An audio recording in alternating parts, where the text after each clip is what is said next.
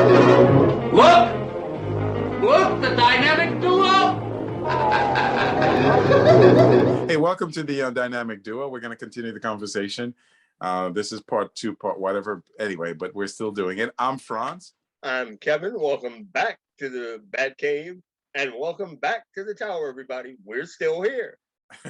So, listen, we just talked about the Space Jam movie, guys. If you missed it, don't forget to like and subscribe. Listen, don't forget to like and subscribe. We need to build our audience base. We've got like 2 people. Come on, guys. Throw us a bone. So now what do you want to talk about? We could talk about He-Man. We could talk about Batman, Matt Reeves. We could talk about all kinds of stuff. Have you seen Kevin Smith's He-Man? And if so, what are your thoughts? So great question. So I've seen the first episode. I was watching the second episode, and sadly I fell asleep through it. Not as a reflection on the show. I just happened to fall asleep through it. And I'm of course aware of all the hoopla that's going on with the show. The fans are irate because they feel betrayed by Kevin Smith and so on and so forth. And the first episode to me, so here's my opinion about this.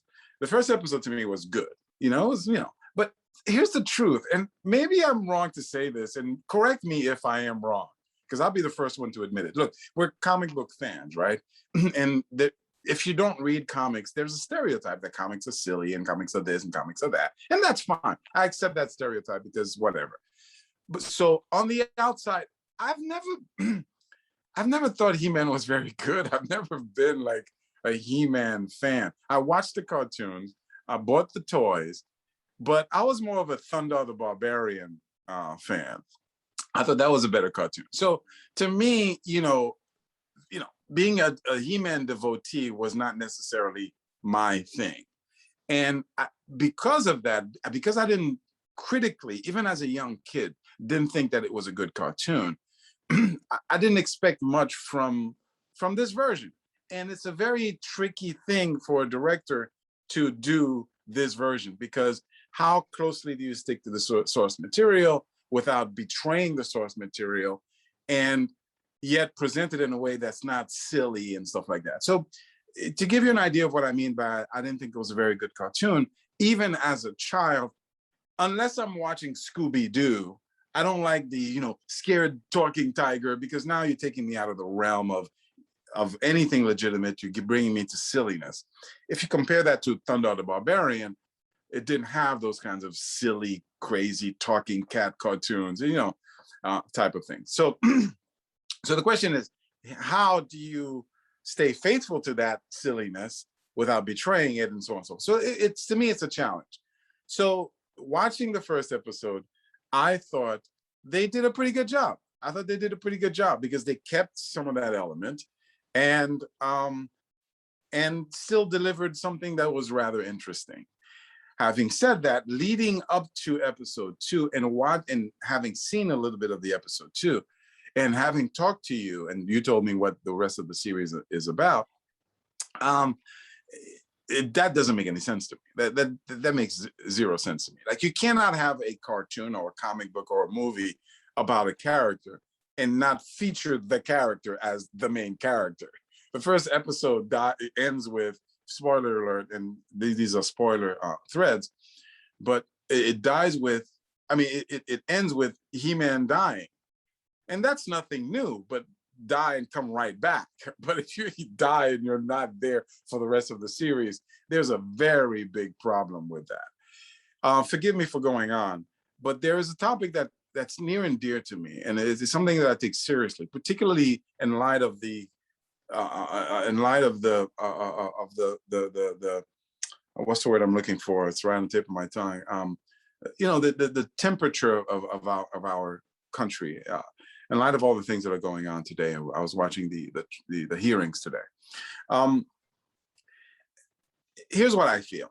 I feel that there are people like you and I, Kevin, who are purists, who are interested in this genre, who are interested in the character, and we care about the characters. And when changes are made to the characters, we have an opinion about that. And if it's a simple formula, if there's something that you like and that you appreciate, it means you value that thing. And when that thing is changed into something else, then obviously the person who values that thing will have a problem with that change. Very rarely will a change be for the better. When it is, we accept it. But most likely it's for the least. And so because of that, we've created a show that talks about these types of changes that basically betray our characters. And I would venture to say that based on what I know about He-Man, Kevin Smith has done that. He has betrayed the character by portraying it in a way that's not faithful to the character, to the source material. Having said that, I want to make a very clear distinction between people like us who are purists and people who care about the characters, and people who are basically what I coin AIWs, anti-inclusivity warriors, people whose only concern it is to keep others outside of their bubble. And sometimes those things intersect. So for example, you and I don't want a black Michael B. Jordan Superman. We don't want that. Why? Because we don't want Superman to be changed. But there are people who are, it's not that they care about Superman, it's that they don't want a black person representing Superman. You know, they're just coming from the racist point of view. And so on and so forth. And the way that I make that distinction is, what do you care about? And if you're ranting and raving about Captain Marvel or Loki because there's a female Loki, and all the things that are either sex related, you know, gender related or race related, and you don't care about all the major changes that have taken place that don't threaten your little core value of the white male, essentially, then I can identify you as an AIW, an anti-inclusivity warrior. And I fear that most of the critique that I'm hearing from people talking about He-Man is coming from the AIWs. You know, they're ranting and raving about it in a way that's a little bit too extreme, in my opinion. He-Man has never meant that much. Maybe I'm wrong about that. But if you're going to be that irate about it, then you should have been as irate about Thor Ragnarok, which, you know, I have to drop. Gotta put the check mark up there. I gotta put the check mark. You gotta put the check mark. You gotta be as irate about cutting Thor's hair. You gotta be as irate about Captain America's costumes. You gotta be as, you know, you have to be. And if you're not, then bro, you need to check yourself and understand what your motivation is. Sorry I took so long to talk about the He-Man. What was your thought? It's fine. First of all, I want to applaud you and I want to thank you for being indeed my brother from another mother, because growing up and watching Saturday morning cartoons and He-Man and all that kind of thing back in the late 70s and early 80s, Thundarr was my guy too. Really? I loved Thundarr. Okay. I watched a lot of He-Man because of my nephew. Okay? Yeah. It was kind of, you know, the thing to do of me being Uncle Kevin and hanging out with him. Yeah. Now, outside of that, because we could do an entire show based on Thundarr, and I'm mad that we haven't gotten a Thundarr movie because I want one. And I've always wanted a Thundarr movie, and I've always felt that the character got robbed by not even having additional animated seasons. But that's my thing on Thundarr. I watched the entire He-Man setup that Kevin Smith did. The animation to me was very good in the sense of it gave you an idea of what they did in the late 70s and early 80s when He-Man was around. It looked like that. They kept that original animated style intact, and I thought that was good. Certain elements of the story, at least in the beginning, I thought they were decent. Some of the character interactions, I thought they were decent. But with that being said, allow me to put a little bit of a push pin in the wall. Overall, I was disappointed. I don't know if our audience is aware of this, but the reason why Masters of the Universe Revelations was titled the way that it was or is this thing is in two parts. What we've just seen is just part one, obviously.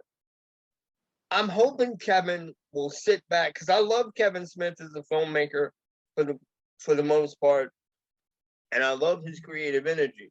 But I'm honestly hoping that whatever Kevin and the animation company that he's using are planning, and I'm not saying to coddle to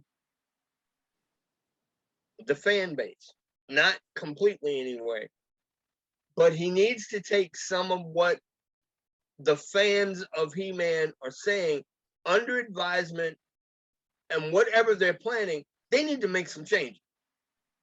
Because if they don't, because I do know based on previous interviews that Kevin has done, they were planning on doing this as a permanent series again. If they don't make these changes, the show is done before it starts. I'm not even sure that a lot of people are going to come back for the second half, at least not in the purest sense of let me watch this to enjoy it. I think he may get members of the audience back, but I think what may happen is people are just going to be curious as to, okay, how'd you wrap it up? Not necessarily, hey, I enjoyed this and I want to follow it and it's great. Yeah. Because the show really was not that impressive. It just wasn't. And I have to admit something, and other people that know me are going to want to slap the crap out of me for saying it. I love Mark Hamill, but he was miscast as Skeletor. Agreed. All I heard the entire time he was talking was the Joker. Agreed. I saw an interview with Kevin on YouTube a couple of days ago. Actually, it was him and Mark together.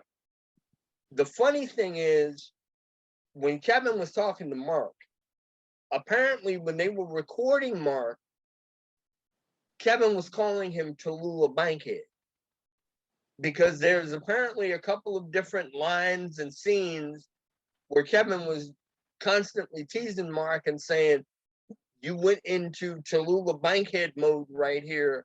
What can we do to fix that?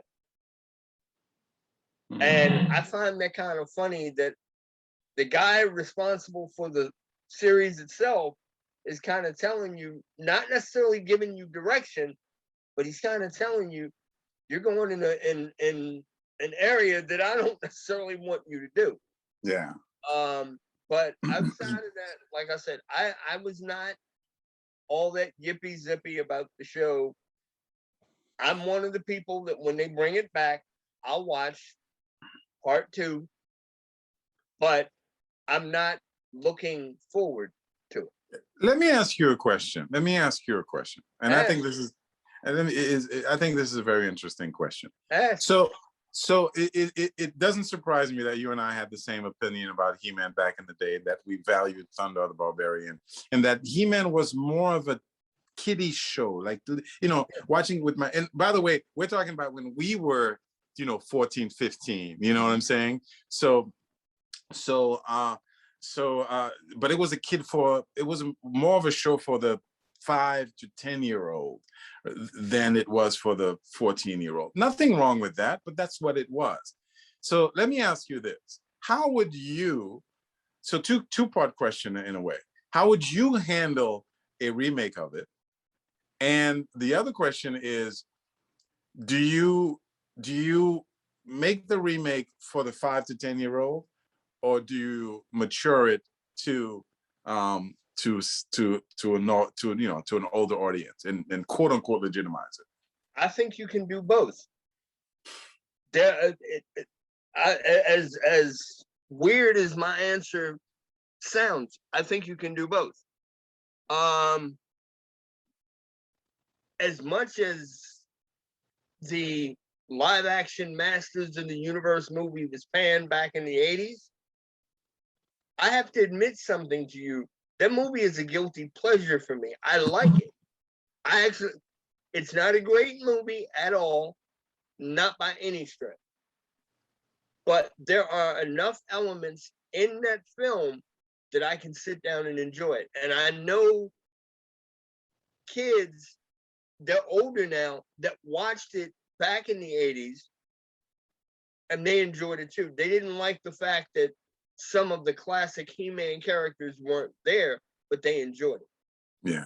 Now, to answer your question about what I would do to update it and to make it work for today's audience,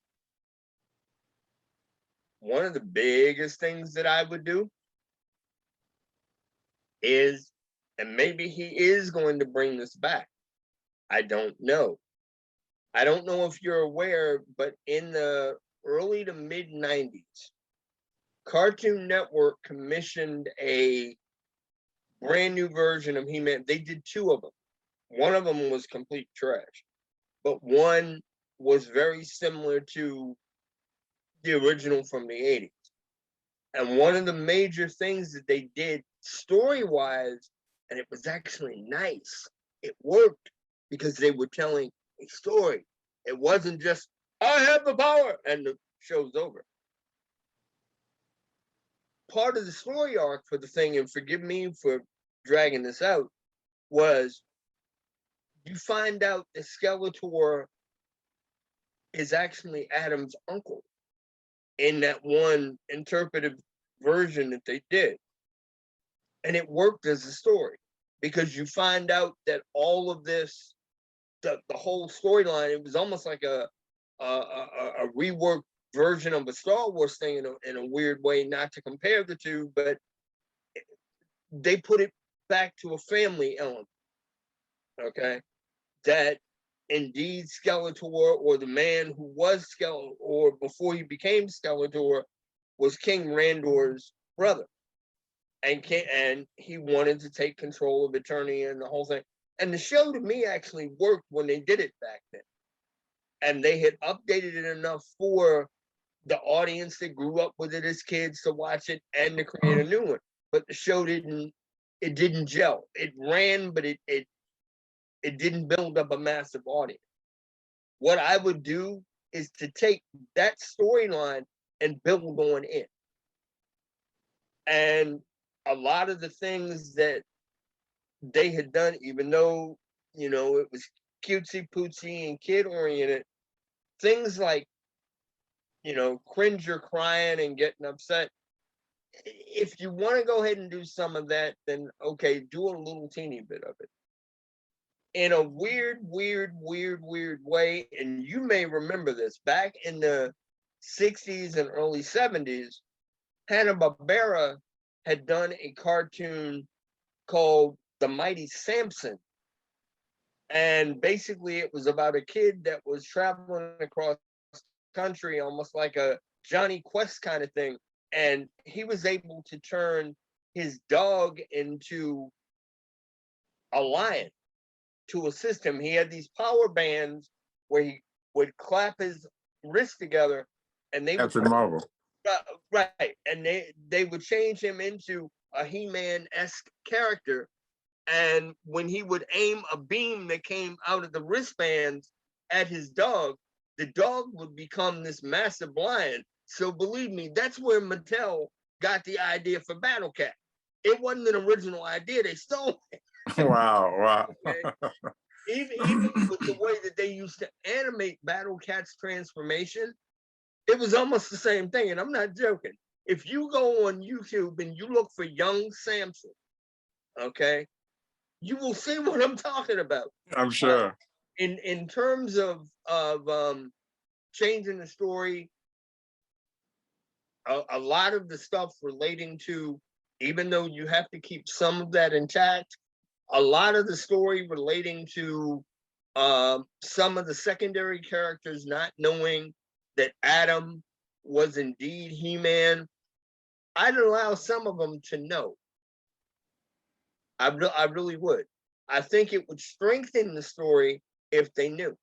Yeah, and I imagine it could be part of the storyline that they discover, that,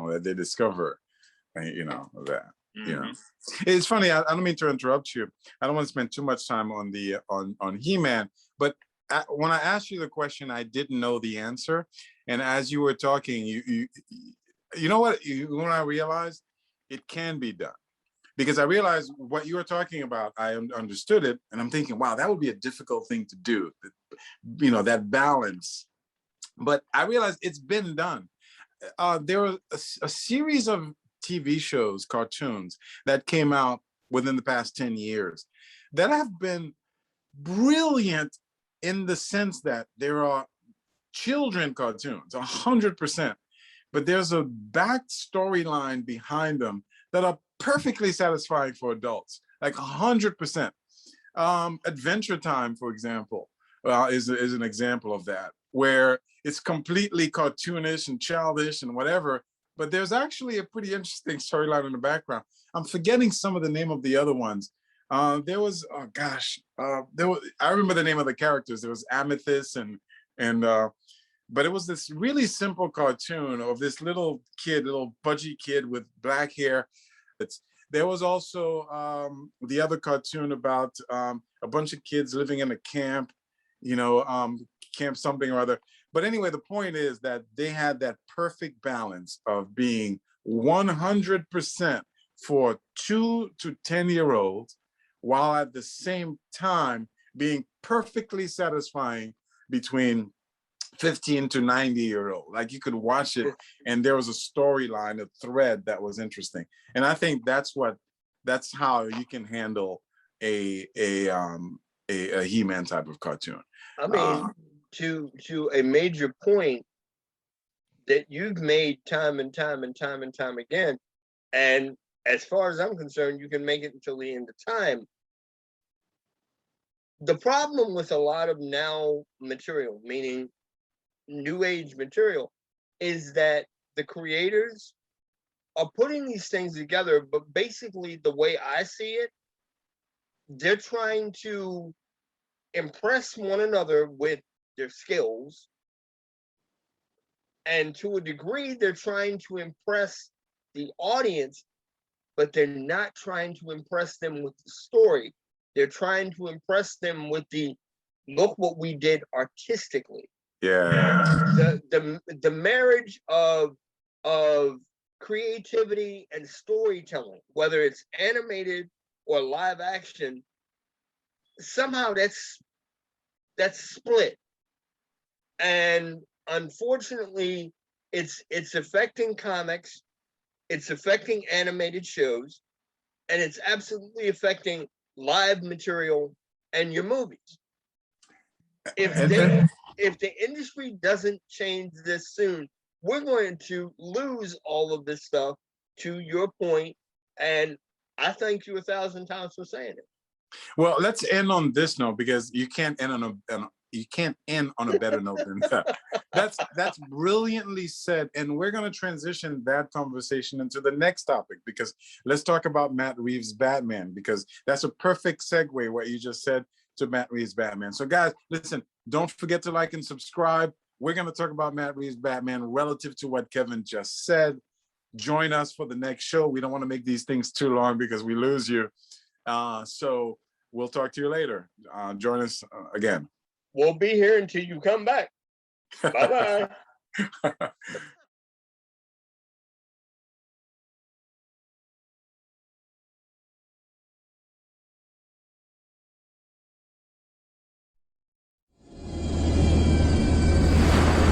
This looks like a job for Superman. Hey, look!